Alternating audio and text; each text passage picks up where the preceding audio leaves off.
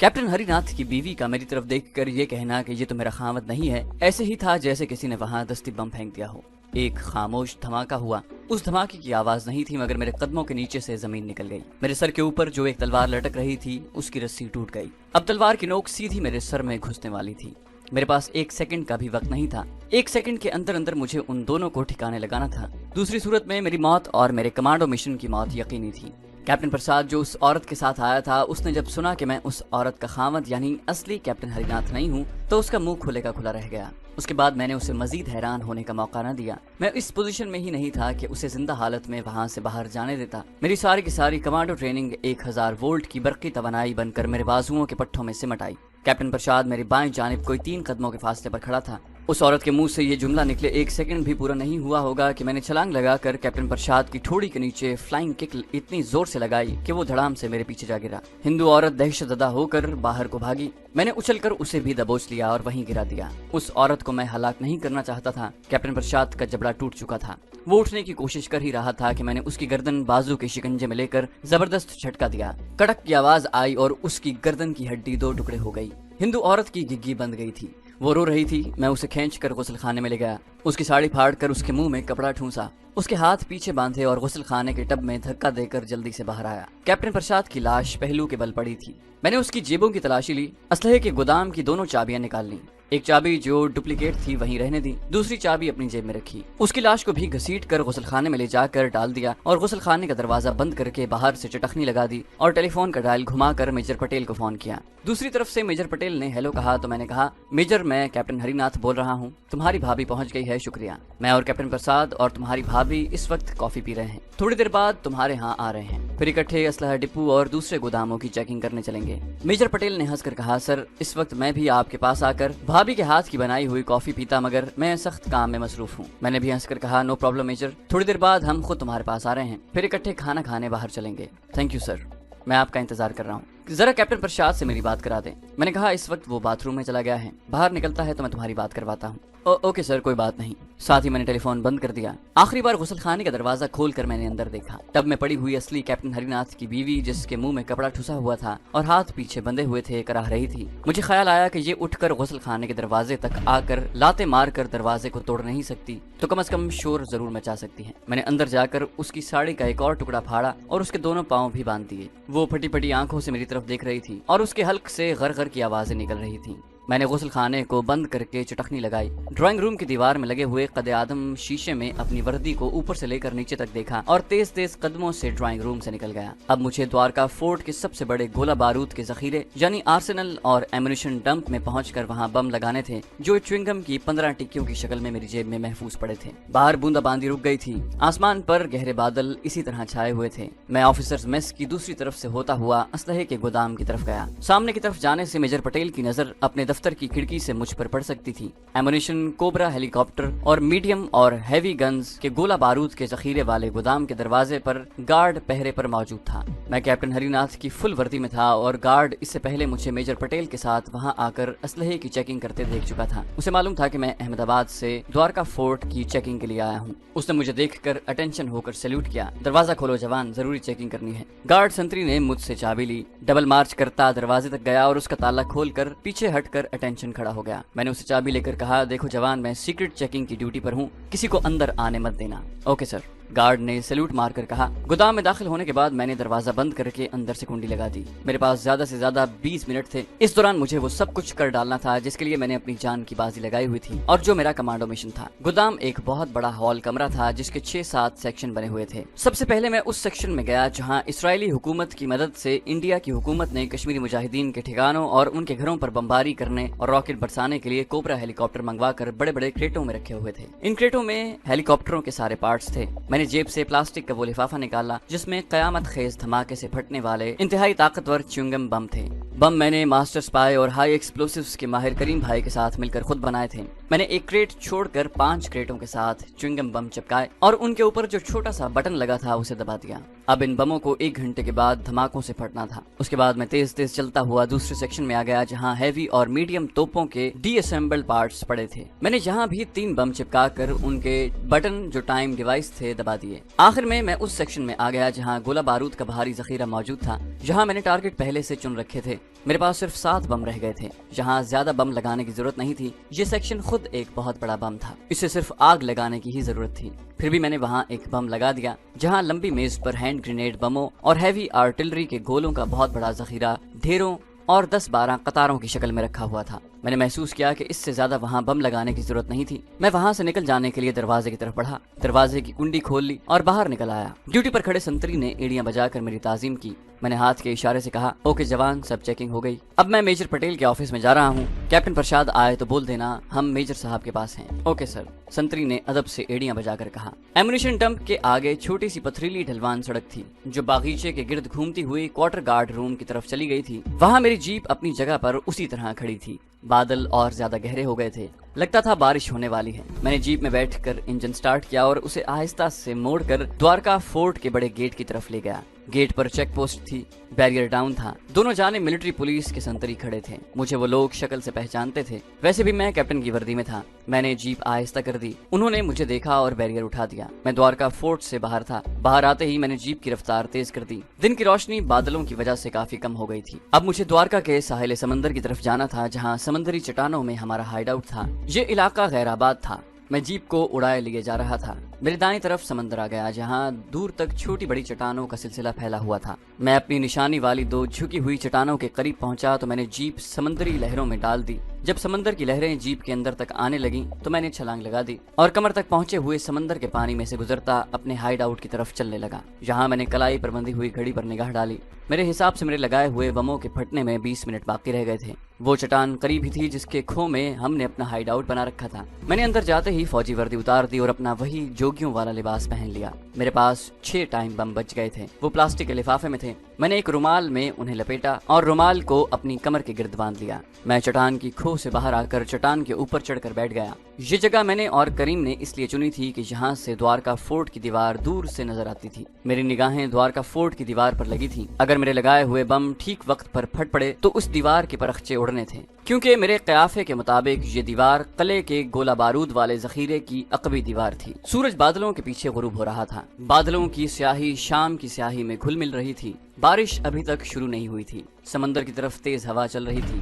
میری نظر دوارکا فورٹ کی دیوار پر لگی تھی جو آہستہ آہستہ شام کی سیاہی میں تحلیل ہونے لگی تھی۔ میں نے گھڑی پر نگاہ ڈالی، چمکتی ہوئی سوئیوں نے مجھے بتایا کہ ابھی بموں کے پھٹنے میں 7 منٹ باقی ہیں۔ یہ 7 منٹ 7 دنوں کے برابر ہو گئے تھے۔ میں چٹان کے اوپر بیٹھا بار بار پہلو بدل رہا تھا۔ 3 منٹ گزر گئے، 4 منٹ باقی رہ گئے۔ میرے دل کی دھڑکن تیز ہو گئی۔ میں نے دل میں دعا مانگی، یا پاک پروردگار، تیرے دین کے نام پر جہاد کرنے والے کشمیری مجاہدین کے لیے جنگ لڑ رہا ہوں، میری لاج رکھنا۔ وقت پورا ہو گیا تھا۔ میرے لگائے ہوئے پہلے دونوں بموں کو اب بلاسٹ ہو جانا چاہیے تھا۔ اس کے بعد لگائے ہوئے بموں میں 15-20 سیکنڈ کا وقفہ تھا۔ میں پوری آنکھیں کھول کر دوارکا فورٹ کی دیوار کو دیکھ رہا تھا، جو رات کے بڑھتے ہوئے اندھیرے اور سیاہ بادلوں کی تاریکی میں اب مجھے بالکل دکھائی نہیں دے رہی تھی، مگر اب تک وہاں گہری خاموشی چھائی ہوئی تھی۔ میرا دل دھڑک رہا تھا، میری مٹھیاں اپنے آپ بھینچ گئی تھیں۔ دھماکہ نہیں ہو رہا تھا، مجھ سے کوئی غلطی ہو گئی تھی۔ بم بنانے کے فارمولے میں کسی چیز کی کمی رہ گئی تھی۔ میری ساری محنت، ساری جد و جہد بیکار ہو کر رہ گئی تھی۔ میری نگاہیں انتہائی مایوسی کے عالم میں بادلوں کی تاریکی اور رات کی سیاہی میں چھپی ہوئی دوارکا فورٹ کی دیوار کی طرف لگی تھی، اور میرے دل پر نا امیدیوں کے سائے منڈلانے لگے تھے کہ اچانک آسمان پر بادلوں میں روشنی کا غبار سا چمک اٹھا۔ اس کے بعد ایسی گونج کی آواز آئی جیسے دور کسی نے ہیوی آرٹلری کی توپ کا فائر کیا ہو۔ ساتھ ہی جس چٹان پر میں بیٹھا تھا وہ ایسے ہلی جیسے زلزلے کا جھٹکا لگا ہو۔ اس کے بعد دھماکے کی ایک اور گونج بلند ہوئی۔ روشنی کی جگہ دوارکا فورٹ کی جانب بادلوں میں شعلے اس طرح بلند ہوئے جیسے وہاں کوئی آتش فشاں پھٹ پڑا ہو۔ پھر دھماکوں پر دھماکے ہونے لگے، باری باری آتش فشاں پھٹنے لگے۔ آسمان کو سرخ، زرد، سفید اور نیلے رنگ کے شعلوں نے روشن کر دیا۔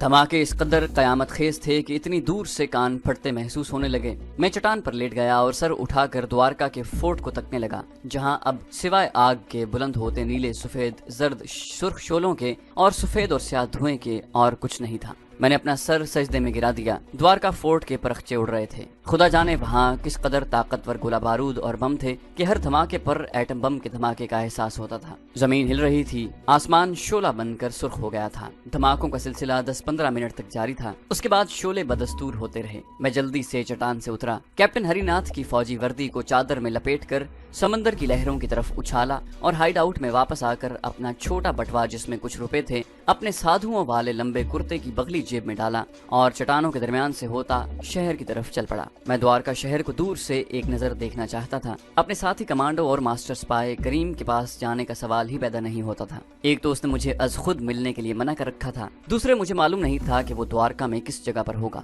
اس نے مجھے یہی کہا تھا کہ وہ خود مجھ سے ملنے ہائیڈ آؤٹ میں آئے گا۔ میں سمندر سے ہٹ کر چلتا ہوا سڑک پر آ گیا جو دوارکا شہر کی طرف جاتی تھی۔ شہر دوارکا فورٹ کے شعلوں سے روشن ہو رہا تھا۔ آسمان پر آتش بازیاں چل رہی تھیں۔ راکٹ شو شو کی آوازوں میں چیختے چلاتے آسمان کی طرف بادلوں کو چیرتے جا رہے تھے۔ سڑک پر شہر کی طرف سے ایک ٹرک بڑی تیزی سے آیا اور گزر گیا۔